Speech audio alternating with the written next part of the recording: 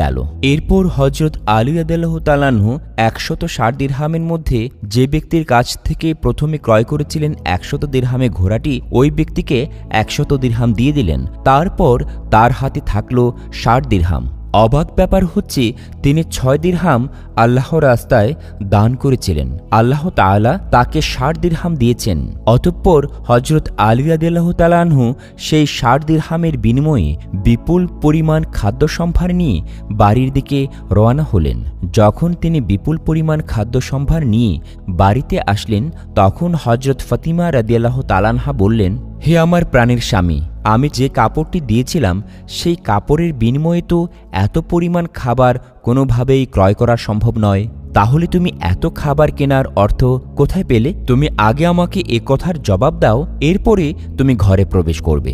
আলী রাদিয়াল্লাহু তাআলা আনহু তখন বললেন, ফাতিমা, আমি আগে ঘরে প্রবেশ করি, তারপর না হয় তোমাকে আমি পুরো কাহিনী বলি। কিন্তু ফাতিমা রাদিয়াল্লাহু তাআলা আনহা বললেন, আগে আমাকে প্রকৃত ঘটনা খুলে বলুন, এরপর ঘরে প্রবেশ করবেন। শেরে খুদা আলী রাদিয়াল্লাহু তাআলা আনহু বললেন, ফাতিমা, তুমি তো ভালো করেই জানো তোমার স্বামী শেরে খুদা আলী কোনো দিনই কোনো অবৈধ উপার্জন করেনি এবং কোনো দিন অবৈধভাবে উপার্জন করতেও পারবে না।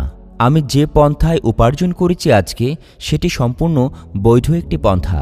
অতএব এ ব্যাপারে আমি মনে করি না তোমার কোনো সন্দেহ থাকতে পারে। কিন্তু হযরত ফাতিমা রাদিয়াল্লাহু তাআলা আনহা হযরত আলী রাদিয়াল্লাহু তাআলা আনহুর এমন কথার পরও কোনোভাবেই বুঝতে চাইলেন না। তিনি জানতে চাইছেন এত অর্থ হযরত আলী কোথায় পেয়েছেন। হযরত আলী রাদিয়াল্লাহু তাআলা আনহু এবং হযরত ফাতিমা রাদিয়াল্লাহু তাআলা আনহার মধ্যে এমন ঘটনার কিছুদিন পর হযরত মুহাম্মদ সাল্লাল্লাহু আলাইহি ওয়াসাল্লাম ফাতিমা রাদিয়াল্লাহু তাআলা আনহাকে তার দরবারে ডাক দিলেন। অতঃপর তিনি তাকে বললেন, হে ফাতিমা, তোমার কি মনে আছে তোমাকে আমি কিছুদিন আগে বলেছিলাম একজন কাঠুরিয়ার স্ত্রী জান্নাতে তোমার আগে প্রবেশ করবে? ফাতিমা রাদিয়াল্লাহু তাআলা আনহা বলেন, অবশ্যই আব্বাজান, আমার মনে আছে। বরং আমি ওই কাঠুরিয়ার স্ত্রীর সাথে দেখা করার জন্য অধীর আগ্রহে অপেক্ষা করছি। দয়া করে আপনি আমাকে তাঁর ঠিকানা বলুন, যাতে আমি দেখে আসতে পারি সেই কাঠুরিয়ার স্ত্রী কি এমন আমল করে যার কারণে সে আমার আগে জান্নাতে প্রবেশ করবে। তখন হযরত মুহাম্মদ সাল্লাল্লাহু আলাইহি ওয়াসাল্লাম বললেন, হে ফাতিমা, কোনো এক নির্জন জঙ্গলে সেই কাঠুরিয়া এবং তার স্ত্রী বসবাস করে। তুমি যাও, তার সাথে সাক্ষাৎ করে আসো। রাসূল সাল্লাল্লাহু আলাইহি ওয়াসাল্লামের কাছ থেকে সেই কাঠুরিয়ার স্ত্রীর ঠিকানা পেয়ে হযরত ফাতিমা রাদিয়াল্লাহু তাআলা আনহা সেই ঠিকানা মোতাবেক রওনা হলেন। এরপর একটা সময় সেই কাঠুরিয়ার বাড়িতে এসে পৌঁছলেন। বাড়ির বাহির থেকে তিনি জিজ্ঞেস করলেন, বাড়িতে কেউ কি আছেন? আমি নবীর মেয়ে হযরত ফাতিমা বলছি, আমি কি বাড়ির ভেতরে আসতে পারি? বাড়ির ভেতর থেকে তখন আওয়াজ আসলো, আমি পরম সৌভাগ্যবান যে নবীর মেয়ে আমার বাড়িতে আগমন করেছেন। হে আল্লাহর নবীর মেয়ে, আপনি বলুন কেন আমার বাড়িতে আপনি আগমন করেছেন? তখন হযরত ফাতিমা রাদিয়াল্লাহু তাআলা আনহা বললেন, আমি আপনার সাথে দেখা করতে চাই, দয়া করে আমাকে ভেতরে প্রবেশের অনুমতি দান করুন। তখন কাঠুরিয়ার স্ত্রী বলল, হে ফাতিমা রাদিয়াল্লাহু তাআলা আনহা, আপনি জান্নাতের মহিলাদের সর্দারনী, আপনার সাথে দেখা করার প্রচন্ড ইচ্ছে আমারও আছে, কিন্তু তারপরও আমি আপনাকে আমার ঘরে প্রবেশের অনুমতি দিতে পারছি না, কেননা এটা আমার স্বামীর ঘর, আর স্বামীর অনুমতি ছাড়া কোনো মানুষকে আমার ঘরে প্রবেশের অনুমতি দিতে পারি না। দয়া করে আপনি আগামীকাল আসুন, আমি আমার স্বামীর কাছ থেকে আপনার ব্যাপারে অনুমতি নিয়ে রাখব। আমার স্বামী যদি অনুমতি দান করেন তবেই আপনাকে আমি ঘরে প্রবেশের অনুমতি দিতে পারি। কাঠুরিয়ার স্ত্রীর কাছ থেকে এমন কথা শুনে হযরত ফাতিমা রাদিয়াল্লাহু তাআলা আনহা বাড়ি ফিরে গেলেন। দ্বিতীয় দিন তিনি যখন কাঠুরিয়ার স্ত্রীর বাড়ির সন্ধানে বের হবেন, ঠিক তখনই হযরত হাসান রাদিয়াল্লাহু তাআলা আনহু তাকে জড়িয়ে ধরে বললেন, আম্মাজান, আপনি গতকাল কোথায় গিয়েছিলেন? আমি আপনাকে খুঁজে পাচ্ছিলাম না। আম্মাজান, আপনি আজকে যেখানে যাচ্ছেন দয়া করে আপনার সাথে আমাকে নেবেন কি? তখন হযরত ফাতিমা রাদিয়াল্লাহু তাআলা আনহা তার বড় পুত্র হযরত হাসান রাদিয়াল্লাহু তাআলা আনহুকে সাথে করে নিয়ে গেলেন এবং তাকে নিয়ে সেই কাঠুরিয়ার স্ত্রীর বাড়ির কাছে গেলেন। অতঃপর সালাম দিয়ে বললেন, বাড়িতে কেউ কি আছেন? আমি নবীর মেয়ে হযরত ফাতিমা বলছি এবং আমার সাথে আমার বড় পুত্র হযরত হাসান রয়েছে। আমি কি বাড়ির ভেতরে আসতে পারি? ভেতর থেকে কাঠুরিয়ার স্ত্রীর আওয়াজ আসলো, হে নবীর মেয়ে ফাতিমা, আপনার সাথে দেখা করার প্রচন্ড আগ্রহ আমার মনেও রয়েছে। গতকাল আমার স্বামীর কাছ থেকে আপনার ব্যাপারে অনুমতি নিয়েছিলাম, কিন্তু আপনার সাথে আজকে আপনার বড় পুত্র পুত্র হজরত হাসানকে নিয়ে এসেছেন। হজরত হাসানকে ঘরে প্রবেশের অনুমতি আমার স্বামীর কাছ থেকে নেইনি, আর এ কারণে আজকেও আপনাকে আমি ঘরে প্রবেশের অনুমতি দিতে পারি না। দয়া করে আপনি আগামীকাল আসবেন, আমি আমার স্বামীর কাছ থেকে আপনার পুত্র হজরত হাসান রাদিয়াল্লাহু তাআলা আনহু এর ব্যাপারে অনুমতি নিয়ে রাখব।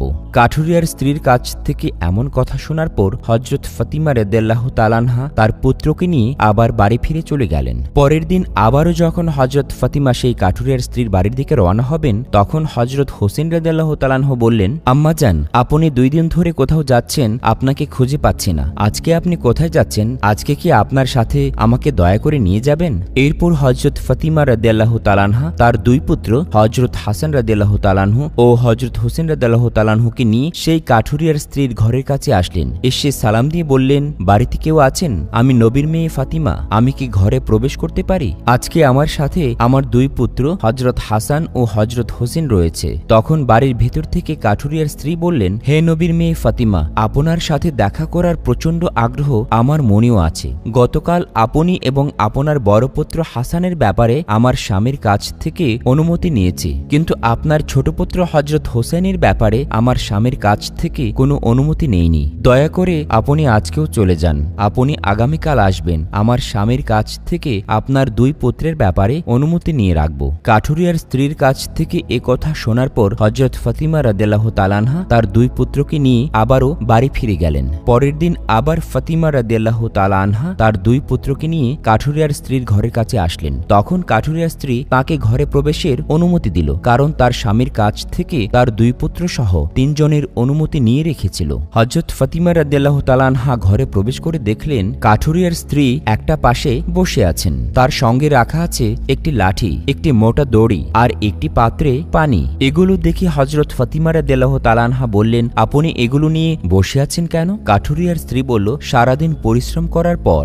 আমার স্বামী যখন ঘরে আসবে তখন হয়তো তার ওযু করার প্রয়োজন পড়বে অথবা তার পানি পান করার প্রয়োজন পড়বে, আর আমি চাই না আমার ক্লান্ত স্বামী সামান্য পানির জন্য কষ্ট পাক, যাতে পানির প্রয়োজন পড়ার সাথে সাথে আমি তার কাছে পানি পৌঁছে দিতে পারি। এ কারণেই আমি পানি নিয়ে বসে আছি। হযরত ফাতিমা রাদিয়াল্লাহু তাআলা আনহা তখন বললেন, আচ্ছা ঠিক আছে, তা না হয় বুঝলাম, কিন্তু এই লাঠি এবং দড়ি নিয়ে কেন বসে আছেন? আমার স্বামী যদি কোনো কারণে আমার উপর অসন্তুষ্ট হয় এবং আমাকে শাস্তি দেওয়ার ইচ্ছে পোষণ করে, তখন আমাকে শাস্তি দেওয়ার জন্য তার প্রয়োজন পড়বে একটি লাঠি, যাতে করে আমাকে বেঁধে আমাকে শাস্তি দিতে পারে। তার জন্য প্রয়োজন পড়বে একটা দড়ি। আমি চাই না এই জিনিসগুলো খোঁজাখুঁজি করতে যে আমার স্বামীর কোনো কষ্ট হোক, আর সেজন্যই আমার সামনে এই জিনিসগুলো নিয়ে আমি বসে আছি।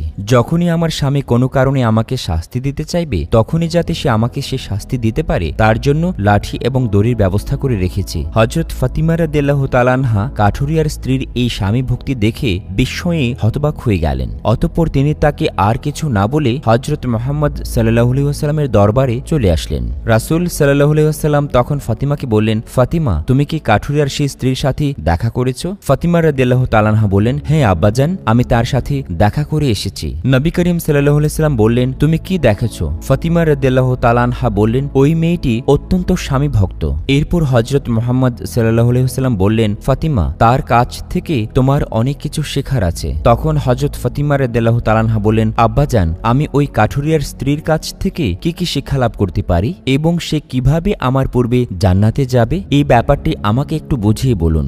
রাসূল সাল্লাল্লাহু আলাইহি ওয়াসাল্লাম তখন বললেন, হ্যাঁ ফাতিমা, শোনো, তুমি কিছুদিন পূর্বে তোমার স্বামী হযরত আলীকে একটা পুরাতন কাপড় বিক্রি করার জন্য দিয়েছিলে। হযরত আলী সেই কাপড় বিক্রি করে সেই অর্থ দিয়ে তোমাদের জন্য খাবার কিনে এনেছিল, কিন্তু তুমি সন্দেহ করেছিলে যে হযরত আলী সেগুলো বৈধভাবে উপার্জন করেছে কিনা। এই জন্য তুমি তোমার স্বামীকে ঘরে প্রবেশ করতে দাওনি এবং বিভিন্ন প্রশ্ন করার মাধ্যমে তাকে তুমি কষ্ট দিয়েছিলে, অথচ তুমি জানতে তোমার স্বামী হযরত আলী কখনোই কোনো অবৈধভাবে উপার্জন করতে পারে না। হে ফাতিমা, তুমি যখন হযরত আলীকে সেই কাপড়টি বিক্রি করার জন্য দিয়েছিলে, তখন হযরত আলী সেই কাপড়টি বিক্রি করার জন্য কোনো ক্রেতা পাচ্ছিল না। তখন আল্লাহ রাব্বুল আলামিন তার ফেরেশতা মিকাইলকে সেই কাপড়টি ক্রয় করার জন্য পাঠিয়েছিলেন।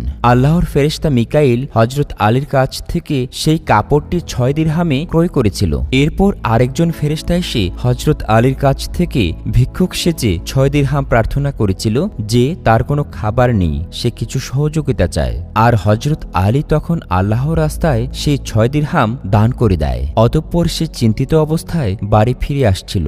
এমন সময় হজরত জিব্রাইল মানুষরূপে একটি লাল ঘোড়া হজরত আলীর কাছে 100 দিরহামে বাকিতে বিক্রি করে। হজরত আলী সেই ঘোড়াটিকে নিয়ে বাজারে যায় এবং ইসরাফিল ফেরেশতা 160 দিরহাম দিয়ে তার কাছ থেকে লাল ঘোড়াটি কিনে ফেলে। আল্লাহ রাব্বুল আলামিন 6 দিরহামের বিনিময়ে হজরত আলীকে 10 গুণ বৃদ্ধি করে 60 দিরহাম দিয়ে দেন এবং সে অর্থ দিয়েই হজরত আলী বিপুল পরিমাণ খাবার তোমাদের জন্য কিনে এনেছিল। ফাতিমা, শুনে রাখো, যে কাপড়টি হজরত আলী বিক্রি করেছিল আল্লাহ রাব্বুল আলামিন সে কাপড়টি জান্নাতে সংরক্ষণ করে রেখেছেন এবং যে ঘোড়াটি দিয়ে হজরত আলী ব্যবসা করেছিলেন সে ঘোড়াটিও আল্লাহ রাব্বুল আলামিন জান্নাতে সংরক্ষণ করে রেখেছেন। কাল কিয়ামতের দিন তুমি যখন জান্নাতে প্রবেশ করবে তখন তুমি সে ঘোড়ার উপরে থাকবে এবং সে কাপড়টি হবে ঘোড়ার লাগাম। ওই লাগামটি ধরে থাকবে ওই কাঠুরিয়ার স্ত্রী এবং লাগামটি ধরে রাখার কারণেই সে তোমার আগে জান্নাতে প্রবেশ করবে, তুমি তার পরে জান্নাতে প্রবেশ করবে। কাঠুরিয়ার স্ত্রীর